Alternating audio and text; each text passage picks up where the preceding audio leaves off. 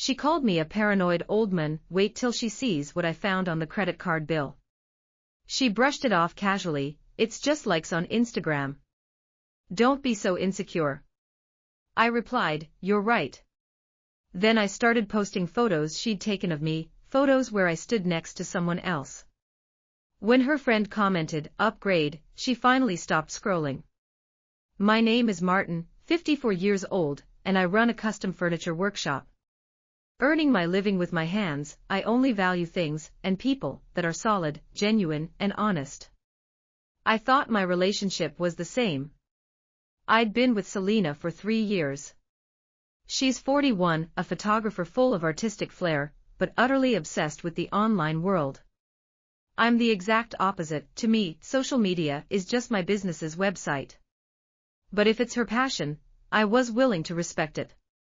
A year ago, she moved into my house. I'd paid it off in full, cleared the mortgage a decade earlier, and life had been relaxed and comfortable. But lately, her world revolved around one man on Instagram, Kalen. At 29, he called himself a spiritual life coach, shirtless on the beach, holding crystals, with captions like "Manifest Your Truth" and other nonsense. Selena's feed was flooded with his photos, her comments undisguised, "My soulmate, the energy I need in life, just looking at him raises my vibration." This wasn't just likes and interactions, it was blatant infidelity. 2 weeks ago, late at night, the glow from her phone danced on the ceiling. I held back as long as I could, then said softly, "Baby, aren't your comments on Kalen's posts a bit much? I don't think they respect us." She didn't look up, letting out a scoff. "Martin, it's just Instagram, not real life. I'm networking, he's an influencer. They're just pixels. Don't be so insecure, acting like a controlling freak." Insecure. Controlling. Those 2 words were like cotton stuffed in my mouth, leaving me speechless. "You're right," I conceded. "I'm sorry." She mumbled "it's fine," tossed out "it's just work material," and went back to staring at her screen. Work material. Those 4 words pricked at my heart like a fine needle, keeping me restless all night. Last Tuesday, while doing my company's quarterly taxes, I finally saw the truth. When Selena moved in, I'd given her a secondary American Express card for the company, agreeing it'd only be used for groceries, household supplies, or expenses related to her taking photos of my products. I'd trusted her completely. But the bill made my blood run cold. $5,000 to Awakened Warrior Coaching, $12,000 for a Celestial Energy Alignment Masterclass, $1,500 monthly fee for Kalen's core membership, and another $3,000 in Awakened Warrior related charges. A total of $21,500, hard-earned money, mixed with sawdust and sweat, and she'd embezzled it to fund that miracle guru's so-called high-vibration coastal energy. I stared at the bill, then at the black and white photos on the wall, her portfolio, capturing me in the workshop, focused on sanding wood covered in sawdust. The light reflecting off my chisel held my dedication, but she'd written it off as insignificant material. "You're right," I whispered to myself. "It really is just material." I didn't argue with her. I finished the taxes quietly, then made 2 calls, one to American Express to cancel Selena's card, the other to my lawyer to ask about next steps for legal action. Then I did something I'd never imagined. I created an Instagram account, @Martin_builds.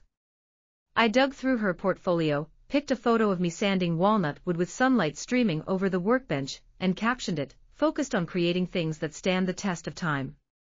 Time to return to what's real." #woodworking, #craftsmanship, #authenticity. I didn't tag her, this was my life, no longer needing to center around her. Selena was still on the couch, scrolling, obsessed with high vibrations, completely unaware her card was frozen, let alone that I'd already paved the way for a new life. After 3 years together, I didn't feel no regret, but more than that was the resolve that came with facing reality. A few hours later, I posted another selfie, a photo with Julia. At 52, she's an interior designer. We've collaborated for 15 years, she's not only professionally accomplished but also a trusted friend. In the photo, we were at a construction site, planning a new project with her team. I captioned it, thrilled to collaborate with professionals who truly respect craftsmanship. Hashtag collaboration, hashtag design, hashtag new beginnings. I knew all of Selena's friends followed Julia. This photo was my silent announcement. I put down my phone, walked into the workshop, and turned on the sander. The familiar hum filled me with honesty and stability. It was the most peaceful moment of my day. A week later, the bomb went off as planned. The first few days were calm. My Instagram gained traction, with old friends, longtime clients, and Julia's network following me. Julia commented on our photo, "Marty, finally. Can't wait for your new work." Even more surprising, Selena's best friends Tara and Zoe left comments on my workshop photo. Tara wrote, "Martin, your energy is so grounded, happy for you," and Zoe, "Such a powerful photo, you look amazing." Their tones were polite, but it was clear they were on my side. Selena, though, was still glued to her phone, immersed in Kaylin's core member group, completely oblivious that her funding source had dried up. Friday night, I was reading in my office when she burst in, pale-faced, tears streaming down her cheeks, her voice shrill, "Martin, my card got declined. I tried to book the Quantum Leap seminar, the half-price offer got rejected. It's so embarrassing, call Amex right now, it must be a fraud alert mistake." I took off my glasses and said calmly, "It's not a mistake. I canceled the card." She froze, panic spreading across her face. "What do you mean? I still have work expenses. You can't do this." "Work expenses?" I emphasized, Awakened Warrior and Celestial Energy Alignment Masterclass. "Are those your expenses or Kaylin's?"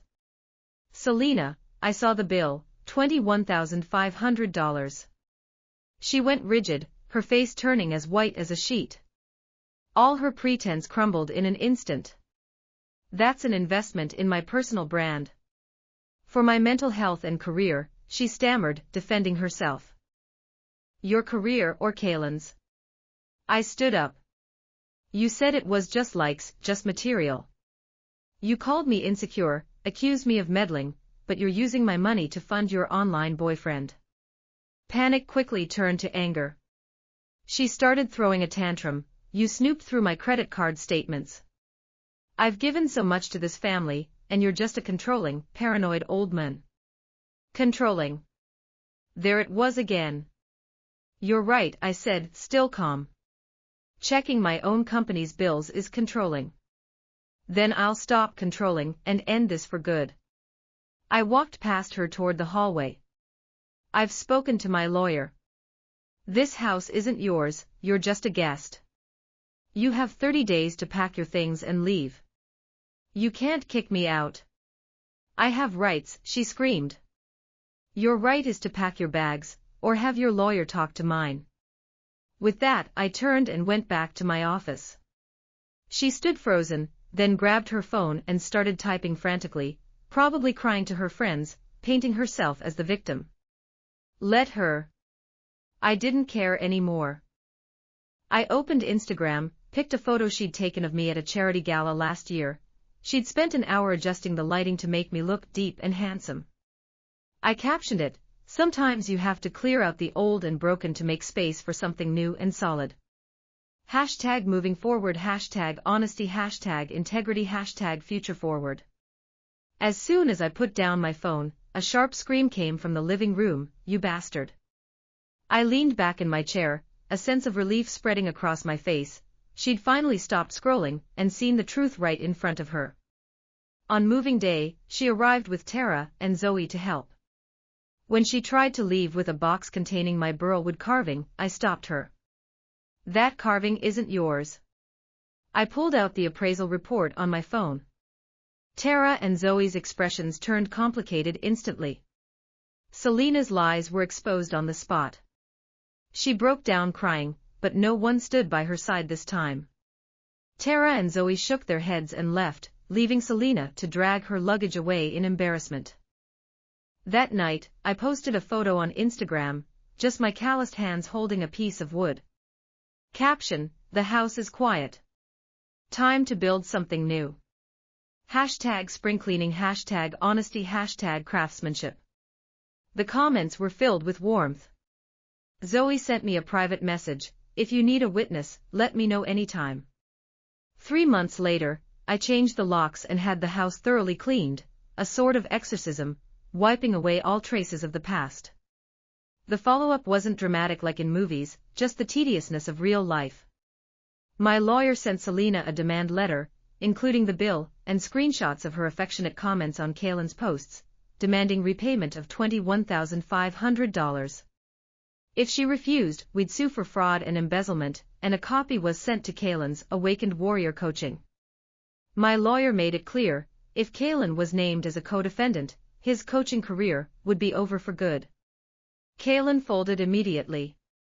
Within 48 hours, my lawyer received a $10,000 wire transfer from his company, with a note, "Full refund for dissatisfied client." Selena is no longer a core member. He dumped her without a second thought. It was heartbreakingly quick. Selena signed an agreement to repay the remaining $11,500, but stopped after 2 months, ignoring all calls and messages. I didn't pursue it further, that money was a lesson paid for with blind trust. I heard updates on Selena occasionally through Tara. She'd left the city, abandoned the so-called spiritual practice, and opened a small photo studio in her hometown, finally living a down-to-earth life. It was a better ending than I'd expected. My furniture workshop thrived more than ever. My Instagram account became an unexpected promotional tool. Many clients were drawn to the craftsmanship in my posts, traveling from out of town to commission pieces. A young couple said, "We want something to pass down to our kids. Your furniture feels like something solid and beautiful that will last." I smiled and pointed to the sawdust under the workbench. Wood doesn't lie. Put your heart into it, and it'll give you the most honest return. Julia and I grew closer. We no longer talked just about work. In the evenings, we'd sit by the workshop window with a glass of red wine, sharing our pasts. She spoke of her late husband, her eyes filled with nostalgia. "He never cut corners in his designs, just like you with wood."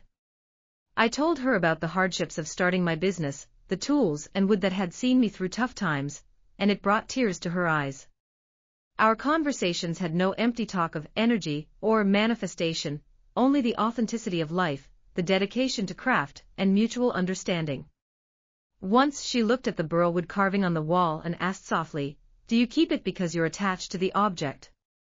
"Not the object, the sincerity," I said, running my fingers over the carving's grain. A friend spent 3 months on this, every chisel stroke filled with respect for the wood. I want to hold on to that sense of groundedness. Julia nodded, reaching out to touch the carving gently. Some people only see the glitz online, confusing pixels with life. But we both cherish real warmth. That night, I posted a photo on Instagram, Julia standing beside my workbench, holding a tape measure, discussing blueprints with me, sunlight warming us both. Caption: "The best collaborations are built on mutual respect, the best companionships on shared values." Hashtag craftsmanship, hashtag companionship, hashtag real life. Tara commented, "This is the life you deserve." Zoe liked it and wrote, "Wishing you both endless happiness rooted in truth."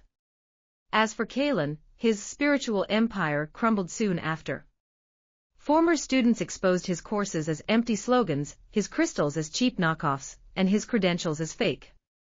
Negative press flooded in, his account was shadowbanned, his company quietly dissolved, and he disappeared from the internet for good. 6 months later, the craftsmanship collection Julia and I collaborated on won an award at a city design exhibition. On display, the oak dining table took center stage, its natural grain glowing softly under the lights, the curves of its legs polished to perfection through countless hours of sanding. Julia stood beside me, wearing a simple cream suit, her eyes shining with pride. "Martin, look, everyone is pausing to appreciate real beauty." After the award ceremony, Tara and Zoe came to congratulate us. The 4 of us sat by the workshop window, drinking wine and chatting. Tara said, "Selena sent me a message last month. She said she's living a simple life now, asked how you're doing, and said she was foolish back then." I smiled and said nothing, the past was behind me, and I cherished the happiness in front of me. One weekend in late autumn, Julia and I went to the lumberyard to pick out wood. The owner smiled and handed me a piece of black walnut. "Martin, this is top quality, perfect for a wardrobe." I ran my hand over the rough surface, feeling the wood's warmth. Julia stood beside me, measuring carefully with a tape measure, sunlight gilding her hair. "Let's build a wardrobe," she looked up at me, her eyes soft and warm. "For our bedroom?" "Absolutely," I smiled and nodded. "We'll design it together, send it together, something that will last us a lifetime." That night, I posted a photo on Instagram, Julia's hand in mine, resting together on the black walnut wood, with neatly arranged tools in the background. Caption: "The best moments are spent doing solid work with someone who understands you." #craftsmanship, #companionship, #forever with you. The comments were filled with blessings. Longtime clients wrote, "Watching you too, we believe happiness is something you can craft with care." I turned off my phone and walked into the workshop. The Sanders hum mingled with the chirping of crickets outside, creating a beautiful melody. I picked up my chisel and began sketching the wardrobe's outline on the wood, sawdust falling like stardust. Julia walked in with a glass of warm water. "Don't overwork yourself, rest early." I took the glass, holding her hand, warm and strong. "No rush," I said. "Good things take time to craft, just like our life." Outside, the moon shone bright over the quiet street.